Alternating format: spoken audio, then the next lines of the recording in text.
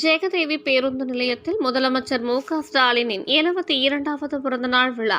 கிருஷ்ணகிரி மாவட்ட பொறுப்பு அமைச்சர் சக்கரபாணி அறிவுறுத்தலின் பேரில் கிருஷ்ணகிரி மாவட்ட செயலாளரும் பர்கூர் சட்டமன்ற உறுப்பினருமான மதியழகன் எம்எல்ஏ ஆலோசனைப்படி கிருஷ்ணகிரி கிழக்கு மாவட்டம் பர்கூர் ஒன்றியம் ஜெகதேவி பேருந்து நிலையத்தில் தமிழ்நாடு முதலமைச்சர் மு.க.ஸ்டாலின் 72வது பிறந்தநாள் விழா தலைமை செயற்குழு உறுப்பினர் கே. கிருபாகரன் தலைமையில் கேக் வெட்டி கொண்டாடப்பட்டது.